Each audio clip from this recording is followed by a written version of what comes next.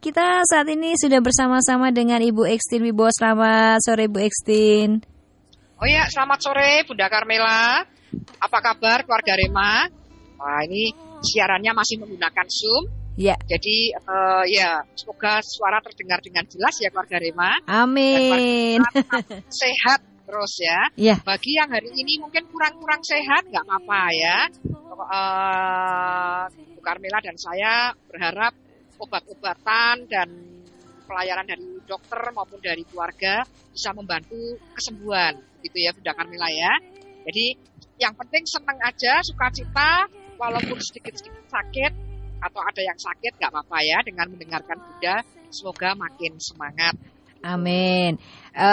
Selalu semangat nih ya, karena kita bisa berbincang-bincang dengan Ibu Ekstin Wibowo yang pastinya bakal memberikan kepada kita itu suatu insight yang baru. Wow. Ya, semoga ini ya. Nah, hari pelayanan dari dokter maupun dari keluarga bisa membantu kesembuhan, gitu ya Bunda Carmela ya. Jadi yang penting senang aja, sukacita, walaupun sedikit-sedikit sakit atau ada yang sakit nggak apa-apa ya, dengan mendengarkan Bunda, semoga makin semangat. Amin. Selalu semangat nih ya, karena kita bisa berbincang-bincang dengan Ibu Ekstin Wibowo yang pastinya bakal memberikan kepada kita itu suatu insight yang baru. Wow. Ya, semoga ini ya. Nah, hari ini temanya tuh keren banget dan masih ada hubungannya dengan yang minggu lalu dua minggu kita bahas itu konformitas ya. Nah, ini adalah FOMO, fear of missing out. Apa sih FOMO itu? Fear of missing out itu ketakutan akan ketertinggalan. Jadi takut kalau kita itu tertinggal jauh dari orang-orang di sekitar kita, perasaan cemas, khawatir ya. Misalnya ketinggalan kalau kita itu kurang kaya, kurang makmur dari orang lain. Kemudian ketinggalan pencapaian atau achievement yang lebih wow dari orang lain. Orang lain kok bisa lebih sukses ya, kok aku kok enggak kayak gitu. Kemudian khawatir kalau ditinggalin atau diomongin teman-teman, tetangga, kalau kita itu tidak mengikuti gaya hidup mereka. Nah, ini sebetulnya kan sudah ada sejak lama ya, Bu ya? Ada. Nah, begitu. Lebih gampangnya tuh iri lah. Nah, kita ya, cemburu ya. Kalau yang zaman sinetron zaman dulu kan ibu-ibu itu paling digambarkan paling senang beli sesuatu kalau ibu yang lain punya gitu. Punya kulkas, kita beli kulkas. Yang punya kalung baru, kita beli kalung baru yang modelnya begitu. Nah, saya aja dulu pengen banget punya model kalung yang sekarang itu loh Bu, yang ada hurufnya gitu, hurufnya terus miring-miring gitu ya. Miring-miring itu ya sekarang modelnya ya. Beberapa waktu yang lalu kan ngetren juga kayak gitu.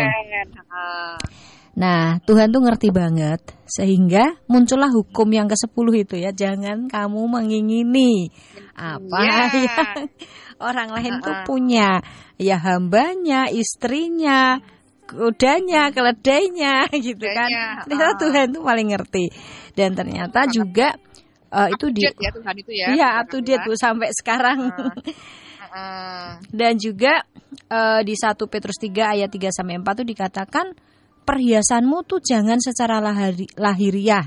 Misalnya dengan mengepang-epang rambut, memakai perhiasan emas atau dengan mengenakan pakaian yang indah. Tapi harusnya tuh perhiasanmu manusia batiniah yang tersembunyi dengan perhiasan yang tidak binasa, yang berasal dari roh yang lemah lembut dan tentram, yang sangat berharga di mata Allah. Itu nanti goalnya keluarga Rema, supaya kita tuh punya manusia batiniah yang tersembunyi tadi. Dari sebetulnya harta kekayaan kita itu ada di dalam gitu, bukan yang diperlihatkan di luar itu. Nah kan hari-hari ini FOMO ini tidak hanya menghinggapi ibu-ibu, tapi terutama remaja-remaja kita ya Bu ya. Iya betul sekali. Karena ini. Ya kaum ini sekarang yang sangat berharga di mata Allah. Itu nanti goalnya keluarga Rema, supaya kita tuh punya manusia batiniah yang tersembunyi tadi. Dari sebetulnya harta kekayaan kita itu ada di dalam gitu, bukan yang diperlihatkan di luar itu.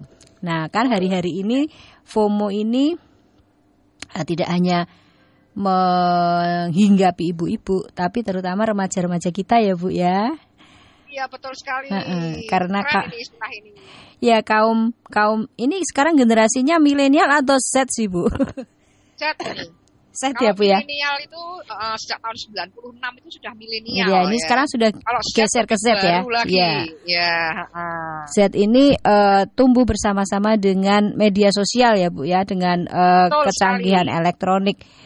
Nah, yang saya perhatikan itu orang-orang di medsos itu mengunggah kehidupan pribadi mereka. Betul. Bahkan yang tersembunyi itu dikeluar-keluarkan semua. Kalau marah ya di medsos, kalau sedih di medsos, gembira di medsos, beli sesuatu di medsos, makan sesuatu di medsos. Makanya tambah FOMO gitu. Karena kalau kita lihat sedikit loh gitu. Jadi orang-orang di sekitar kita itu kita lihat sangat transparan. Sehingga kita itu pengen seperti mereka dan akhirnya kita pun juga menelanjangi diri kita sendiri gitu ya Bu ya. Iya, nah ini pengen tahu nih Bu, kok bisa begitu? Apakah ini merupakan gejala-gejala jiwa ini Bu? Kan ini dari psikologi. Ya, betul Bu. Langsung saya bahas itu Bu. Silakan Ibu, monggo. Ini pasti kita semua pengen belajar Bu. Kok bisa begitu? Tentang FOMO ini ya. Jadi memang seperti Bunda Karmila bilang, ini fenomena FOMO itu seperti iri hati. Tadi Bunda Karmila bilang seperti menginginkan milik orang lain. Punya sudah ada, tapi dikemas ulang ya. Jadi namanya FOMO ya keluarga Remaya. Jadi takut, tadi Bunda Karmila bilang takut ketinggalan. Jadi itu loh ada tempat makan enak di sana. Wah aku belum nyoba ya. Wah itu sudah panik. Apalagi baru-baru ini apa itu keluarga Rema? Kemasan ya. Kemasannya sampai antrinya seperti itu. Bunda Karmila ikut antri enggak? Waduh, itu yang ungu-ungu itu ya Bu ya, yang ungu-ungu. Nah, ya kan? Itu ada apa ya? Kok rame sekali? Ternyata kalau orang jadul seperti saya generasi X gitu, apa sih?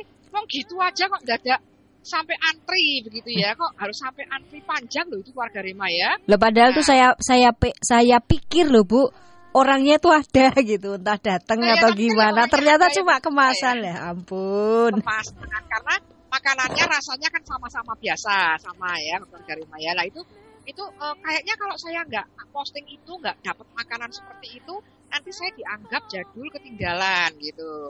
Dan anak-anak generasi Z yang pernah saya sampaikan itu tidak hanya mengisi tabungan Bunda Karmila, tapi yang diisi juga konten media sosialnya.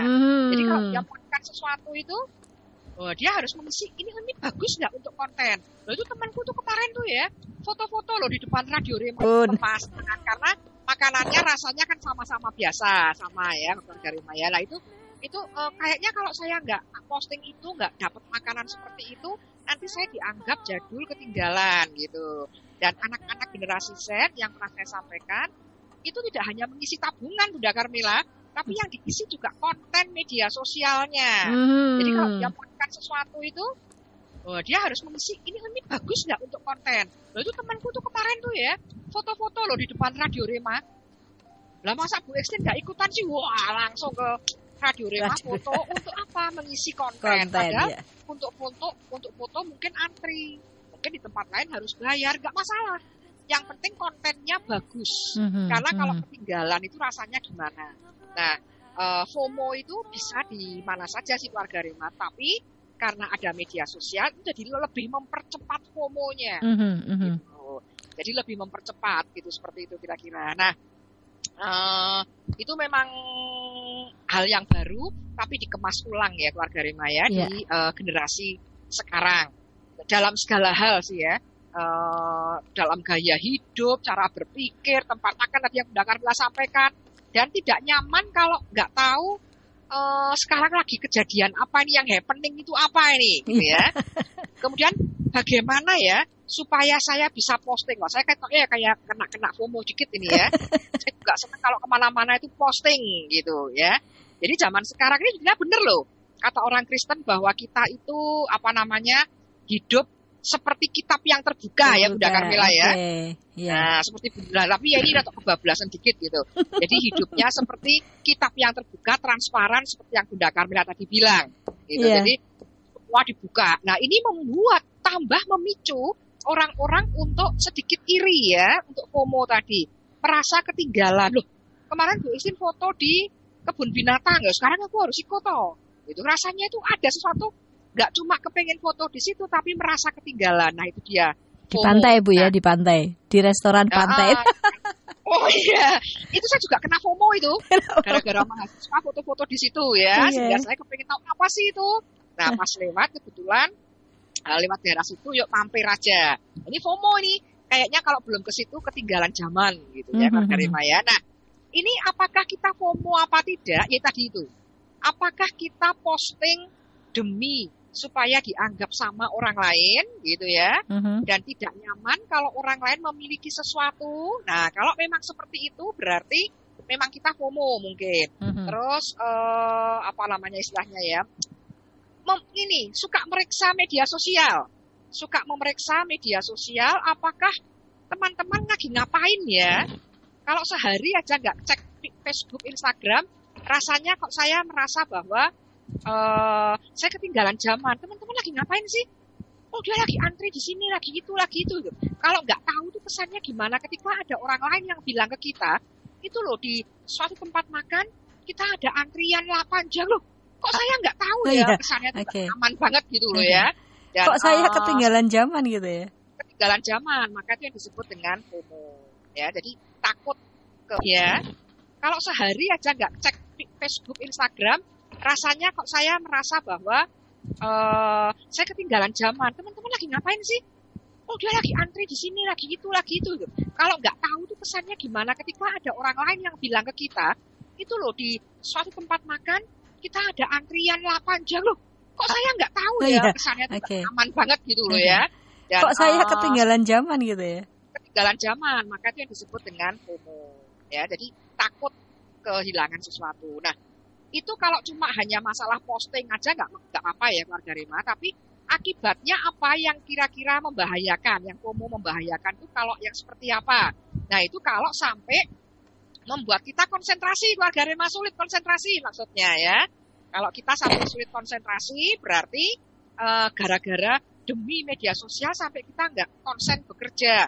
Handphone dinyalakan semua, apanya itu Bunda Kamila?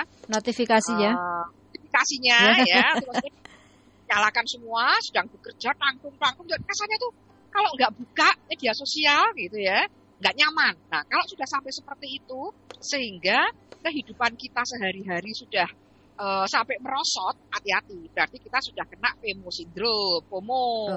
Berarti gitu. Begini ya Bu ya, kita sebagai orang ini saat ini harus bisa memeriksa diri kita sendiri ya Bu, memeriksa diri kita sendiri apakah kita ini kena FOMO. Kalau saya perhatikan dari penjelasan Bu Iksin ini, FOMO ini ada dua ya Bu ya, ada yang positif, ada yang negatif. Kalau saya lihat Bu Iksin ini kan suka sekali mengunggah, maksudnya apa ya, seminar misalnya, seminar di sini diunggah. Kemudian habis ngajar mahasiswa harus seperti ini kalau ngajar, diunggah. Kemudian ke ini diunggah ya.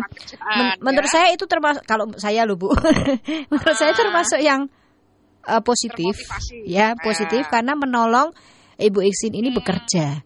Sehingga juga menurut saya juga ketika saya membacanya, saya itu termotivasi. Oh, ini dosen yang luar biasa nih, saya kalau ngajar harus seperti ini harus belajar kayak gitu.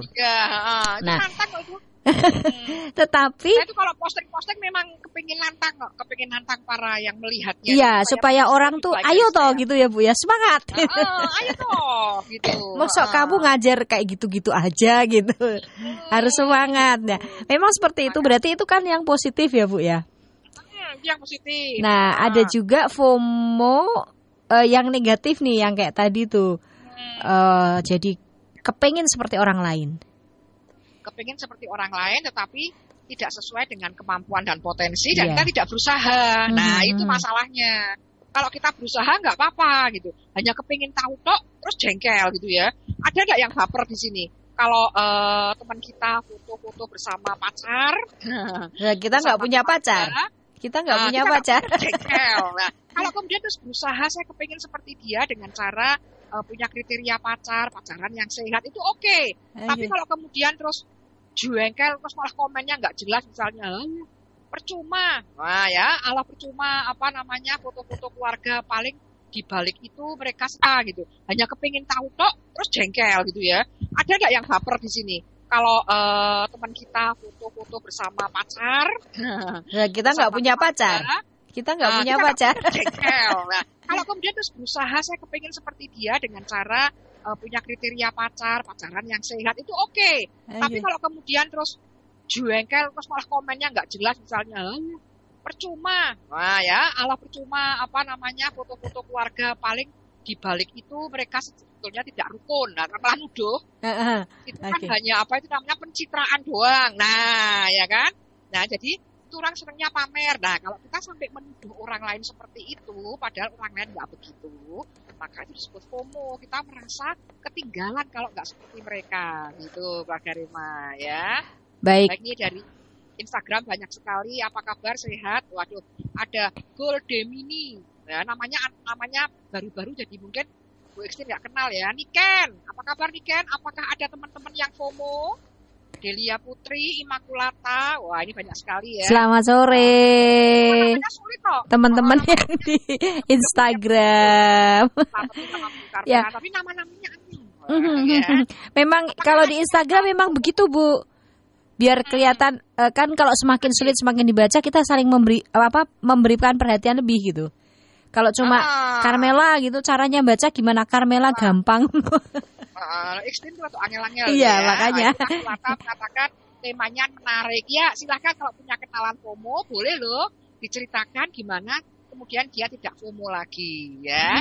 Dan tidak FOMO lagi. Jadi kita kepengen tahu media sosialnya teman nggak masalah sebetulnya. Tetapi jangan sampai terus pekerjaan utama kita jadi kacau.